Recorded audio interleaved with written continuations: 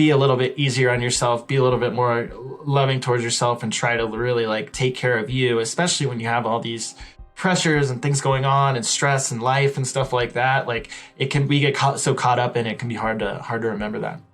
Stories are powerful.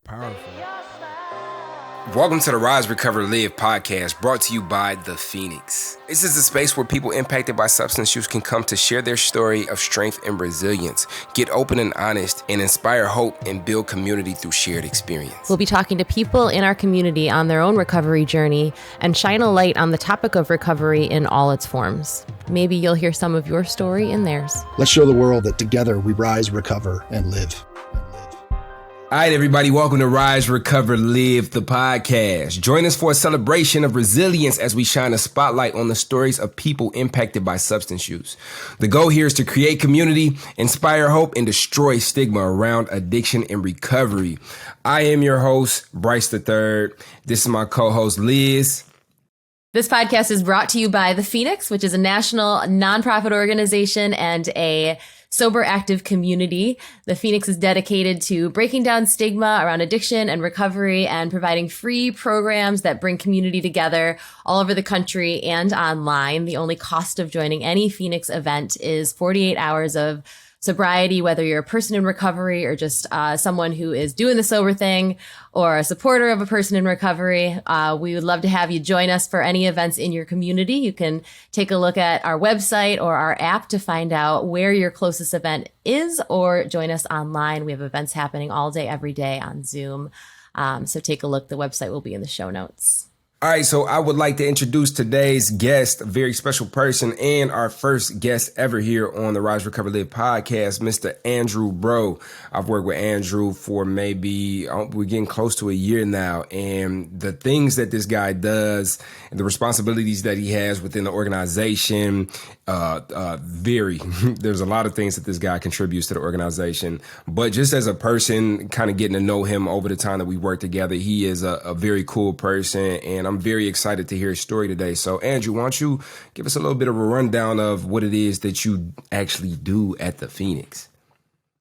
Yeah, thank you for the introduction. That was super nice. I'm Andrew. I'm a staff member here at the Phoenix. I work mostly with helping to launch new chapters and programs. So essentially places, we've gone through a ton of expansion in the last 2 years or so. Folks that are looking at starting their initial Phoenix programs and building kind of that infrastructure and community in their local area, I help to facilitate that and to work with kind of change makers in their community, like Bryce, to build that out and kind of grow what we do, which is something kind of very close to my heart, as I'm a person in recovery, and the Phoenix was really like the integral part of me getting on that path and kind of being on the journey that I'm in today. I'm a little bit over 6 years sober, and I've been with the Phoenix for about 5. Thank you. And the community-based aspect was always the kind of missing piece for me. And there was something about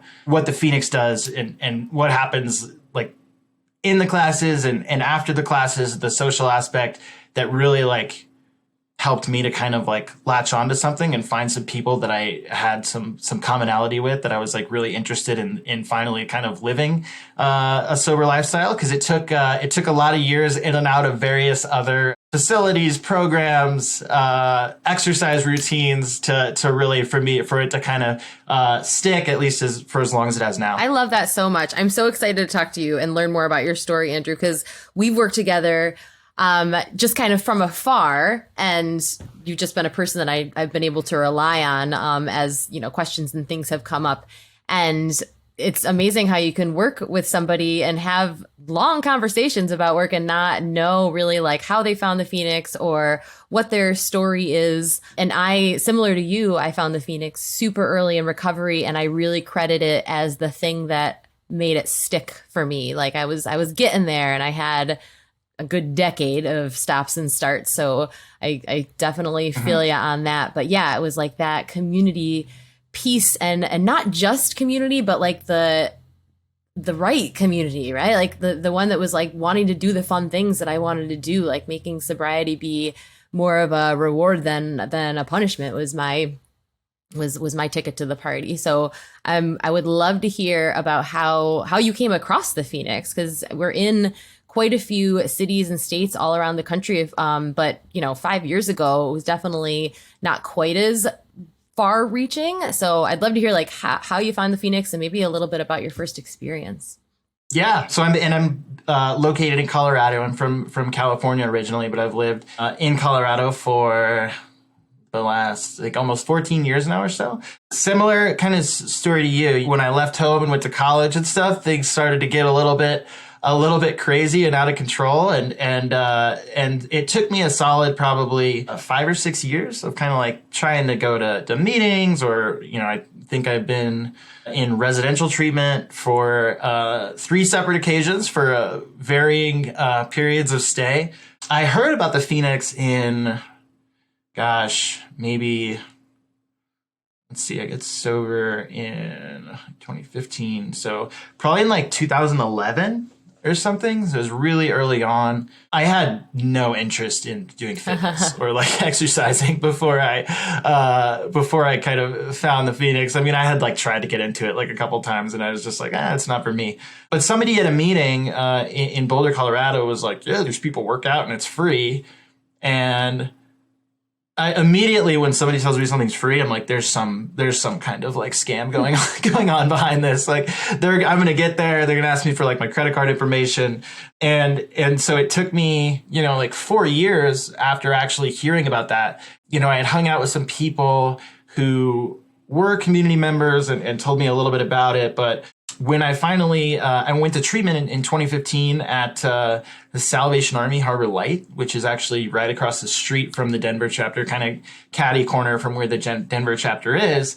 So it was kind of like serendipitous. The seed had been planted, years before that. And then all of a sudden I was in a 6-month to a year-long residential treatment program. And I was like wanting to fill my time with some stuff, and was really at a point in my life where I was like actually willing to do anything to get sober and kind of stay there and find recovery.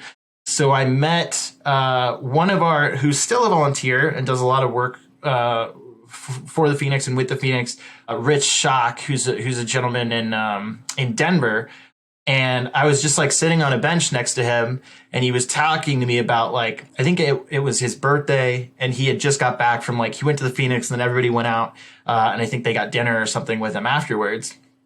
And it was a time like, it was a very lonely time in my life where I didn't feel like I didn't really have people that like I would go out and do stuff with, like especially the last couple of years of like my own kind of drinking and stuff like that. It was a very solitary thing, mostly just me at home. And I remember hearing him tell me the story and thinking like, I wish that I had people around me like that like, were just like invested and wanted to do like positive stuff together and kind of like, so anyway, I went across the street like the next day, and I signed up and I met a former instructor with the Phoenix named Kyle, who's like really a really, really important person in my life as far as like who really helped me to feel welcome. I walked in there and he signed me up, and I was still kind of in the mindset that like they're going to ask me for like credit card information or something at some point during the sign up process. But he didn't, and he was just like he like asked me how I was doing and like had a conversation with me that made me feel like I was actually valued, and it wasn't just somebody that was like placating me or be patronizing in any way. And it was at a time where I really didn't have I didn't see a lot of value in myself. And so I started going, and I was like very standoffish and afraid to engage with people. I had been going to like 12-step. And that was also another big part of like my, especially early on recovery journey, was working through that whole process. But the social aspect of that, I had a really hard time engaging with. I would just feel kind of uncomfortable, and it's nothing to do with 12-step or the people that are going to the meetings or anything. I just had a hard time engaging and like hanging out after the meeting and not feeling awkward. There was something about going to the Phoenix, and I don't know if it's like, kind of getting your butt kicked in a workout or whatever that like brings those walls down a little bit for people. But it allowed me to actually engage with people. And then similar to what you said earlier, Liz, like to feel like this thing can actually be a reward as opposed to a punishment. Like there's actually all of these possibilities now and all of these things and options that I have that I can do. Whereas before I looked at it like as here's all these things that I can't do anymore. When realistically, the only thing I was doing before was staying at home by myself and using or whatever.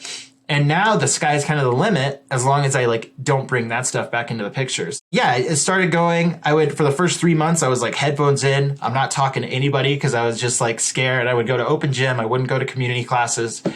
And I had known how to box because it's a hobby I kind of got into when I first started trying to get sober. And Kyle saw that. And so he would see me in there like, hitting the bag or practicing or whatever. And he approached me and asked me if I would help volunteer, which like at the time I was like, it seemed like I was helping them out. But like looking back on that in retrospect, like that was really like something he was doing for me to get me involved. And that was kind of like, that was where things really took off for me. I got really embedded in the community. I started going to community classes.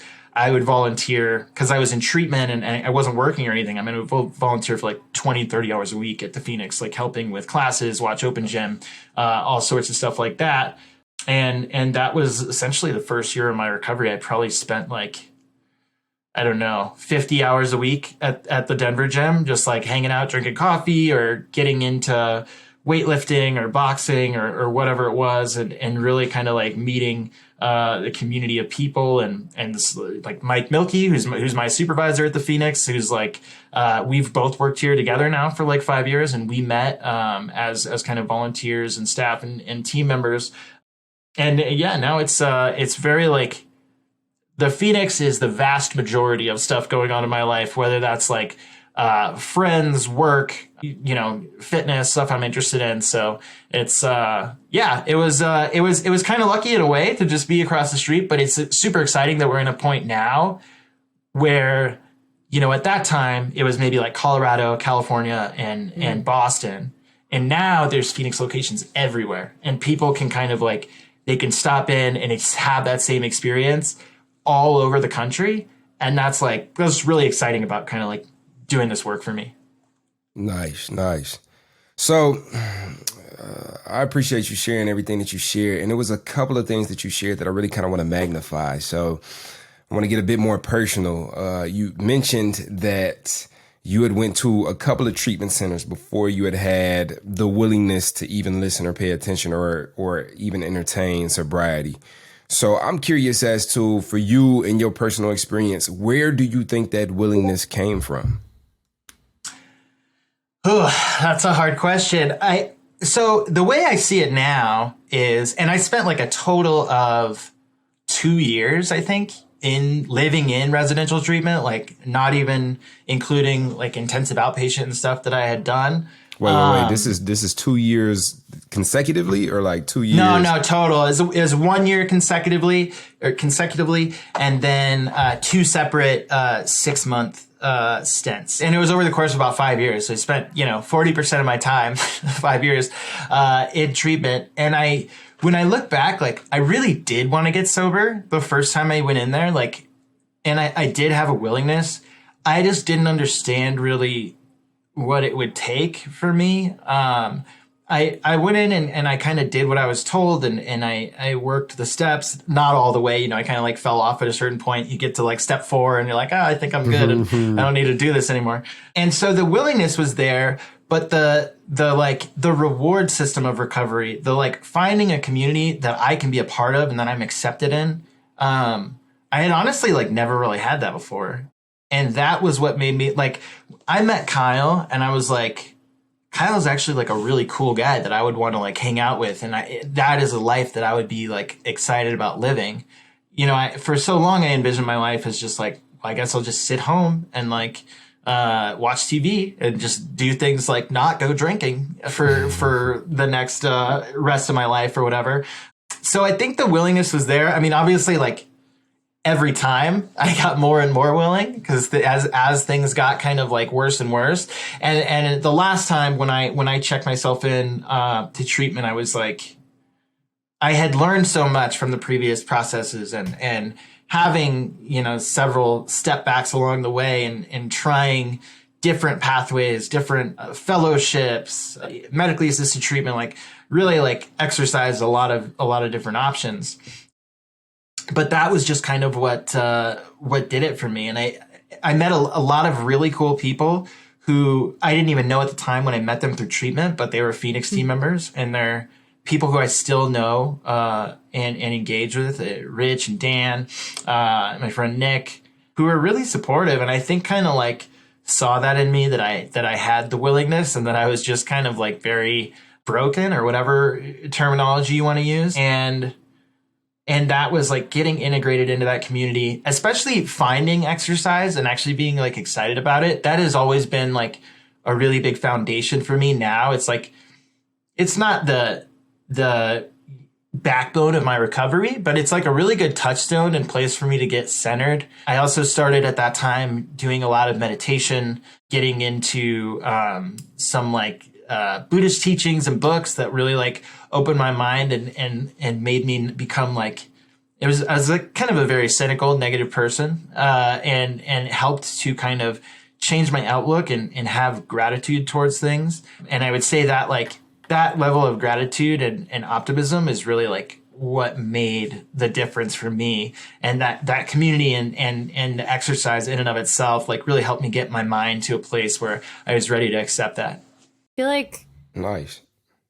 I feel like it's a lot of what you're saying makes me think of just like the way like our self identity, like it's so interesting how when you're actively for me it was alcohol, but like drinking, using, in the beginning it's part of your identity in kind of a cool way. Sometimes like this is like I'm a partier, like I'm so fun, and then you kind of like try to hold on to that a lot longer than is serving you, and then recovery becomes part of your identity, and that's something I fought that off too. Like I thought it was going to be easy, and then it wasn't easy. And then when I found the Phoenix, just like you, it was like seeing people doing these fun things, and that was their identity. Like we are like the Phoenix is like a group of people who are just like really pumped to be there, really like proud of what they've accomplished, but also like I'm a person who boxes. I'm a person who, does yoga, or, I'm a fit person, things like that. And like once you start integrating those pieces into your identity, like that other part of you that's no longer serving you gets kind of like elbowed out.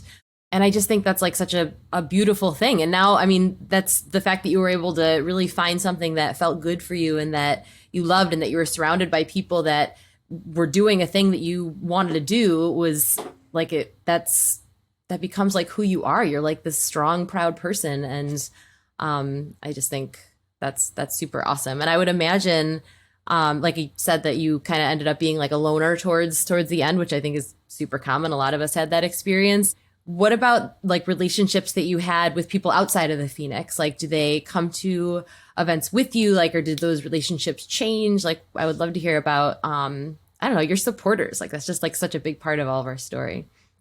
And yeah, you saying that kind of sparked something else within me, which is like, I'm very open about my recovery and stuff. But what Phoenix kind of did was like, it made it so that like my identity was like, I box and I'm like a volunteer and all this stuff. So it wasn't like my whole recovery wasn't defined by like, I'm a sober person now. It was like, I have all these new elements and aspects of my life that are now like, I feel good about and that kind of define me.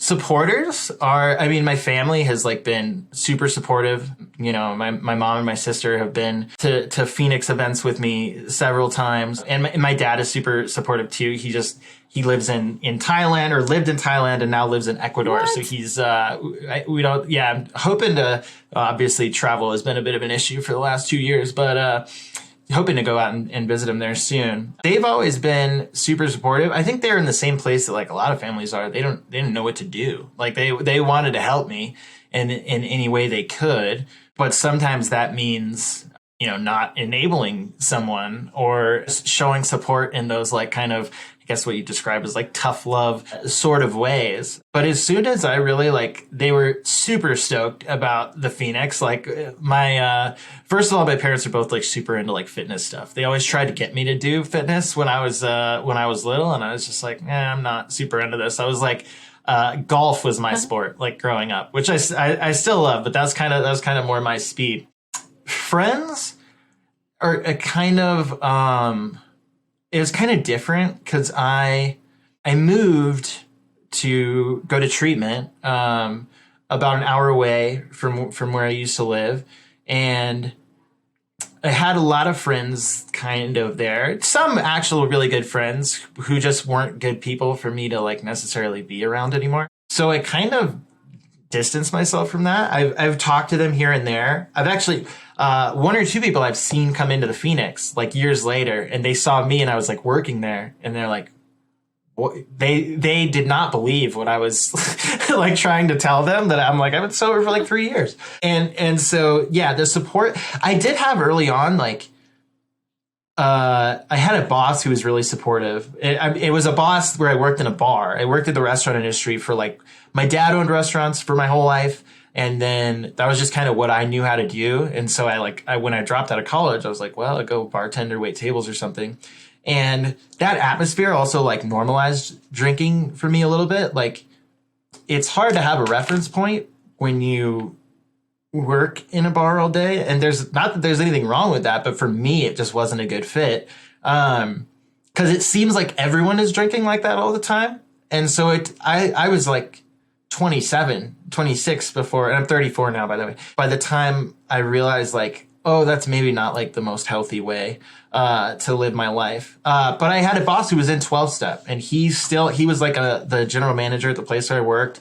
God, I think he's got probably like 12 years or 13 years sober or something now. And I kind of like broke down and told him what was going on. And he got me plugged into an IOP program that he recommended, and I started doing 12-step and stuff. And that was like the very beginning. And then I, kind of fell off a couple times here and there, but he was always like a really supportive guy that tried to like help me out. I mean, they definitely gave me multiple chances at that place. So I had support from some people that were around me. I also have like my best friend Ryan, who lives out in California. Like, he's kind of the one like close personal friend who has been around for me and been supportive for me the whole time. So I've had like kind of a small circle of family and a couple people around me. My sister is super, super supportive, has like always kind of like been there for me and supported Phoenix and everything else that I've done in recovery. And I think that support network is really important. And it's hard because some people don't have that, or they don't have a very, I guess, deep bench as far as a support network goes. Yeah, and I'm super lucky in that way. Go ahead. So what would you suggest to people either new in recovery, looking at making a life change, or just in a new season of their lives, as to how to cultivate those relationships, how to build community around the life that they're desiring to build versus where it is that they've come from? The advice I always give people, and it's, with the caveat that this is just my experience and I don't know, I don't know what everybody's story is or how they should kind of go about their own recovery, is like, find something that you're excited about that you want to live your life for. Like, don't focus on a negative, focus on, I want to be this and that, and then find people who do those things and get in touch with them and embed yourself in that, because it's going to completely revolutionize the way you live life. Like, I'm still, I was, when I drank, I was like kind of a loner, and I'm also like into a bunch of like super nerdy stuff, Dungeons and Dragons, video games, all sorts of stuff like that. Please tell.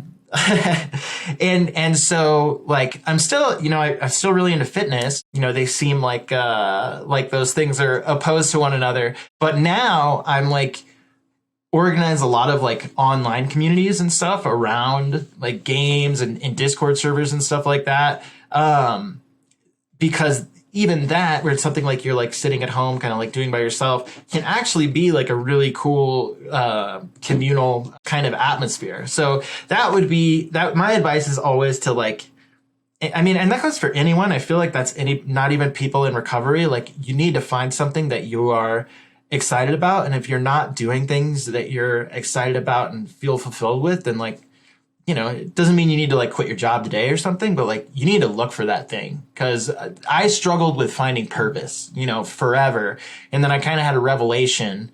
I had a really great counselor when I was in treatment who like gave me a lot of really cool books that helped to kind of shape how I viewed things. And I had a realization that like, I get to kind of define what my purpose is. I think I'd always been looking externally to my parents or to others or whatever to do something that they approved of so that I would feel fulfilled.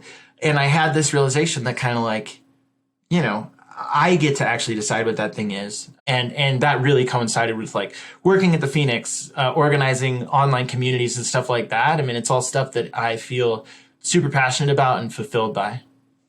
Yeah, I think the whole purpose conversation can sometimes add a lot of weight to the shoulders of the individual, where it's like, I need to know exactly what it is that I will be great at, or I need to know exactly what it is that will drive me and my passion and my purpose. And I think part of that journey is just taking a step towards cultivating an understanding of what that is. And for me in recovery, that conversation began once I began to live an intentional life. So, but it's starting that conversation, beginning that relationship with ourselves. And then in turn, when we begin that relationship with ourselves, we start to learn more and more about ourselves, which allows for us to be attracted to the communities that may reflect what we found within ourselves. I definitely can relate to a lot of that. And where is the Dungeons and Dragons fitness club that embodies and encompasses everything that Andrew is excited about so we can get him enrolled? It's we now have Dungeons and Dragons. It's technically, I always say Dungeons and Dragons when I'm talking about the stuff I'm into because it's like the most widely known one.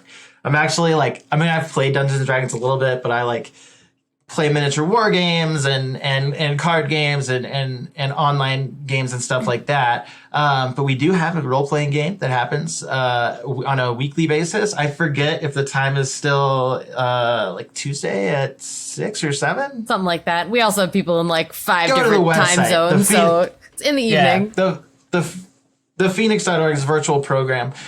That's something that I'm kind of really interested in. I know I talked with Liz and Miles about like creating that access point for more people, because I meet a lot of people. I'm pretty like open about what I do for work and that like I don't drink and stuff. And I've had a lot of people approach me at like, go to like my friend runs like a gaming club where we play like Warhammer, who have been interested in Phoenix and wanting to like, they just know that they need some sort of change, and being a part of something like that would be really helpful for them.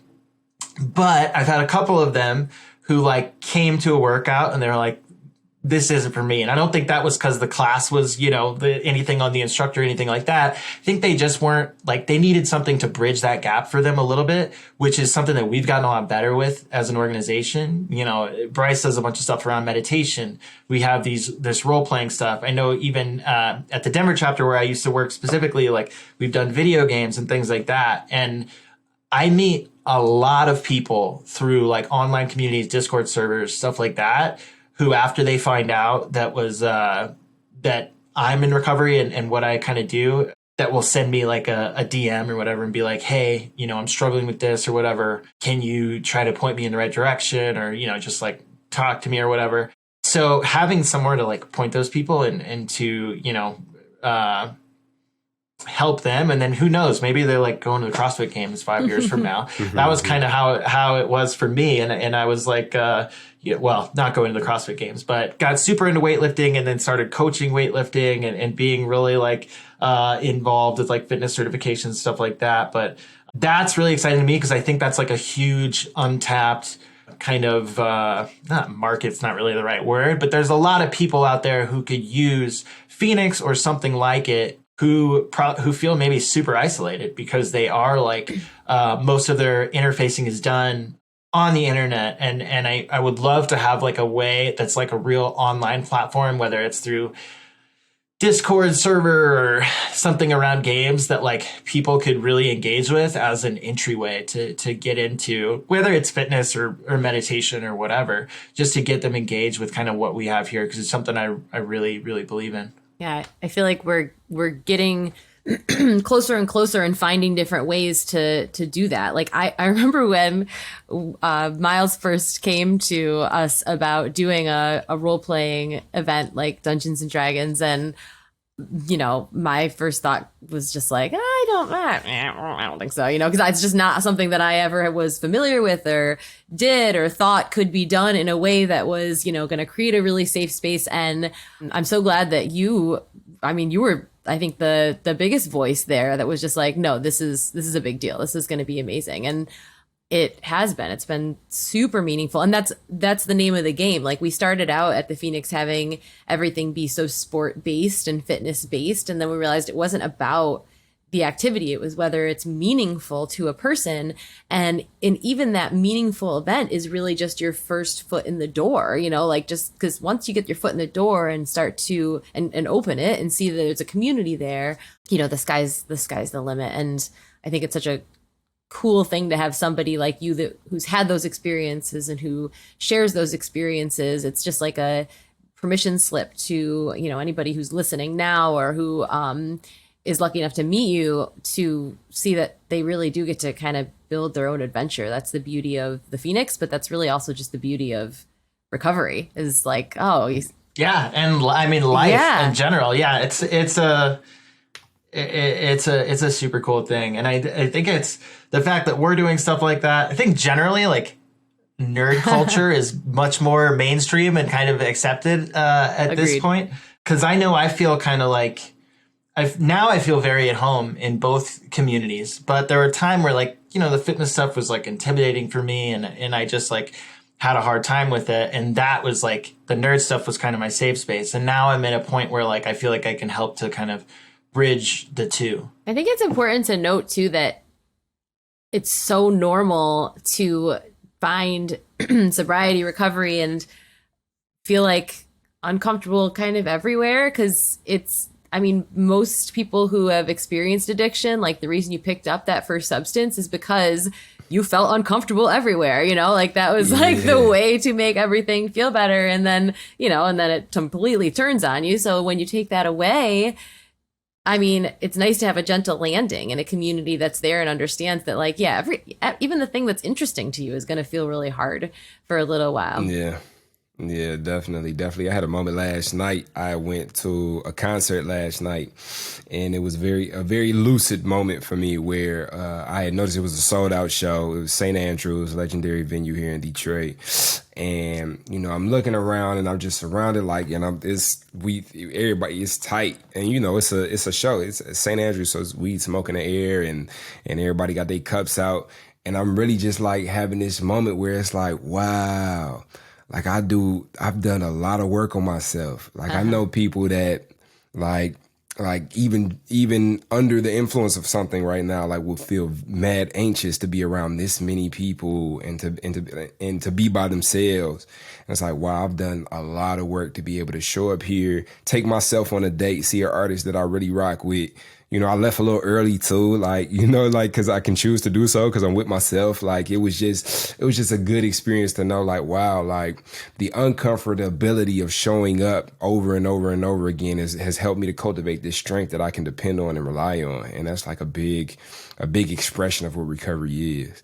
I did want to circle back around because we were talking about things that we're interested in before we got you out of here. One thing I'm interested in is leveling up my life. And you did mention that the counselor that you had while you was in treatment had put you up on a couple of books, and you also mentioned a couple of Buddhist teachings and meditation and stuff like that you came across. So I do want to pick your brain. What are some good books that you would recommend somebody pick up in different stages of their lives? So a couple of the books were Noah Levine books, and I don't know how familiar everyone. I know. I'm hip. So I am you not talking hip. about Refuge? Yeah, Refuge. Yeah. Yeah, so it's about the teachings, not the teaching. That was Right, like my it's first not about- instance. Yeah. Yeah, so I always like to, because I still recommend those books to people all the time, but I know there's some kind of like, I don't even know the whole story, but there's definitely some harassment and stuff that happened like within that organization. And so I think it's called, oh goodness gracious, it's called Heart of the Revolution or something. Two books, the refuge recovery thing, and then I think it's called Heart of the Revolution. But We can put it in the show notes. That's what all the cool podcasters say. Yeah. Those were super helpful, teaching me how to meditate. I had this really, I think a lot of people probably do this. I had this picture of meditation where it's like, I'm supposed to be like a monk and I'm supposed to achieve, like this state of bliss and transcendence and stuff. And they have some really simple kind of instructional meditations in there. The one that really helped me kind of have a big breakthrough was like a meditation, like a loving kindness thing where you just kind of like repeat about, people who are close to you, maybe people who are like, you don't know that well. And then you kind of think and concentrate on somebody who maybe you've had problems with in the past and kind of wish them loving kindness. And that was like, that helped me to realize that like the world was not against me and that no one was like trying to tear me down and then everybody else is kind of like struggling with their own things. And the only reason that they, had a negative interaction with me is because they're probably hurting from something. That was really helpful. Alan Watts, in general is really helpful. Like Be Here Now. That's right. Just yeah. Just a lot of those kind of like, I think pretty big, popular, like I don't know if you would call those I would call, I guess, mindfulness type of books. That stuff all really helped me to change. Oh, and also Zen and the Art of Archery is probably like the most integral book as far as my own journey goes. And then I haven't read Zen and the Art of Motorcycle Maintenance, but that's the one when I meet people that most of them have read. But I got the archery one from my counselor, and it just like really helped me to realize that like, when I'm like boxing and meditating, like there's all these things where like, I can be focused on the action that I'm performing. Like, when I paint my little miniature space dolls, like it's a very meditative process where I can like focus in. And I always know that's like a good, comfortable place that I could go to that will like kind of relieve stress. And then also I forgot to mention that on the Phoenix story, the first Phoenix class I ever went to was meditation, taught by a guy named Dave, who is the husband of Kelly, who used to work for the Phoenix, and I think still does some contracted work or something. And I went for probably like the first 6 weeks, and it was just me and him. Like he was doing it in like the middle of the day on a weekday, so it was just like not a super popular time. And he actually recommended a couple of those books to me as well. And we would just end up like, I try to meditate for 10 or 20 minutes, and then I would just end up like asking him questions about stuff for the next half hour. And that stuff was really, really important to me. Like there are definitely a lot of people along the way in this organization and outside of it who really like reached a hand out and helped me. Amazing. Nice. Well, thank you for those recommendations. They'll be in the show notes, but also they're in my notepad right here because I'll be doing my own research. With the journey that you've been on, like with everything that you've learned and what you know now, like if you could just go back and talk to a younger version of you, and that could be whatever, pops up into your head immediately. Doesn't have to be any certain like time frame. What would you say? Like, is there advice that you would give, reassurance you would give, or what would you say to a younger version of you? That's a good question. This is something I've talked with people in recovery about a lot of times. Like, I'm extremely happy with everything that has happened up to this point in my life. Like, I don't think there's anything that I could go back and tell myself that would have changed the course of where things were going to go. One of my friends used to talk about it all the time. Like, I wish I could just go get a time machine and go back and I'm like, you would just probably screw things up in a different way than you did the first time. The only thing I would really tell myself is to like kind of through all that stuff, like be kind to yourself and like, and try to really take care of yourself. Because a lot of it comes down to like that I was, in a place where I was hurting and I was like not able to address that. So yeah, that would I don't think I would go back and change the course of history or anything, but definitely just tell myself, and I still need to tell myself that, like, really, honestly, I think we probably all do. Like, you got to be a little bit easier on yourself, be a little bit more loving towards yourself, and try to really like take care of you, especially when you have all these pressures and things going on and stress and life and stuff like that. Like we get so caught up in it, can be hard to remember that. Yeah. I would definitely second that. Like, compassion is the biggest part of the process, and I think we can tend to be a little too hard on ourselves, and then get through it, and then actually make it happen, and then not have given ourselves compassion through it. And so this time, can we allow ourselves a little bit more compassion than last time? And it's a practice. How can we show up for ourselves a little bit more today? And I was asked this question as well, and that's the only thing that could come to mind. I think like when practicing a sound recovery, like, we can look back in hindsight and see there's nothing I would have changed. Like, everything happened exactly as it should. Otherwise, I wouldn't be where it is that I am today.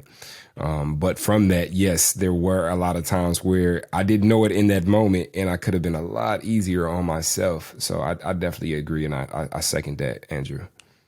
I think it's important to... Yeah, it's I remember doing that meditation one time, and then when I got, I didn't really plan it out. You just kind of let something come to mind. And you get to the person where it's like, or the part where it's like, picture someone who you like have a hard time with, or you don't like, and then it was me, and I was like, I was just kind of like, oh, that was like a big kind of revelation for me early on. Yeah. Such is the benefits of meditation, and such is the benefits of guided meditations, where you don't know what you're going to do until you get there. Definitely can relate to that circumstance, especially with meditation as well. There's been a couple of times when prompted to think of somebody that I've struggled with, that I'm sitting in that seat. I think that's so self-aware, because I actually think that's kind of always the case. I think even if there's another person that comes to mind, the things that drive us the most crazy about another person is usually the things that, we're either fear or dislike about ourselves. Internal. Yeah. So, I mean, it's always an inside job. So I think that's very cool. That's one of the gifts of this work and this journey is to just gain that awareness, and then have to regain it every single day, because it's just a process. Like, Andrew, thank you so much for being here and just so generously sharing your story. I know it's something that, like you said, you do it frequently, but still, like, it's always different when you put a pair of headphones on and get in front of a screen. And this is more than just work stuff. Like, it's really a personal and important part of yourself that you shared. And that's how we break down stigma. That's how there's somebody out there that's going to hear a part of their story and yours and realize that they're not alone. So just really grateful to have you here, and really psyched that you were our first guest. I personally feel like I've come to know you more. I feel like I can come to appreciate a little bit more of you, that you've gotten transparent, open, and honest today. And I think that's just at a personal level. But I also think on the broad scale, you've probably spoken to all of the nerds out there in the world that need to hear your story for sure. And I think we've built community here today. So yeah, we definitely appreciate you coming on, and we definitely appreciate your time. And I second the sentiment that Liz stated, that we appreciate you and your transparency and your openness and your honesty.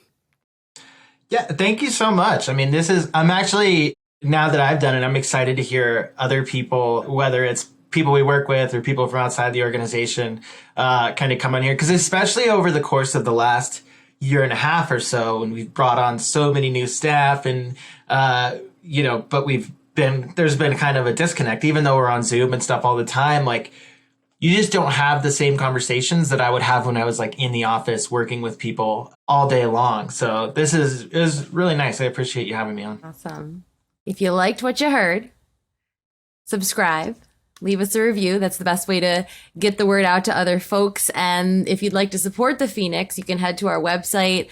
We're so grateful for any donations of time, talent, and treasure. So if you want to donate, you're welcome to. And if you want to volunteer, we make it very simple. And honestly, the best and easiest way to support the Phoenix is by showing up for yourself and for community. So sign up for an event. It is free. Show up online, show up in person. Just show up and you won't regret it. Become part of this community. You already are just by being here and listening. So we're grateful for you, and get out there and keep rising, recovering, and living. So now you're excited. Bryce, Liz, how do I get involved with the Phoenix? Well, my friend, it is super simple. We actually have an app. Head over to the Google Play Store or the Apple App Store, or look in the show notes of this podcast, wherever you're listening to or watching this podcast, and go download the Phoenix app. The Phoenix app makes it so easy to find classes that are near you, or to access our virtual class schedule where you can hop on from the comfort of your home. You can also join our groups and have a conversation with someone from the Phoenix community from anywhere in the world. Please make sure that you join the podcast group where you can connect with Bryce and I and other listeners. Everything that you need is in the show notes. You can also head to our website at www.thephoenix.org. And maybe while you're there, you click the volunteer tab and get even more involved.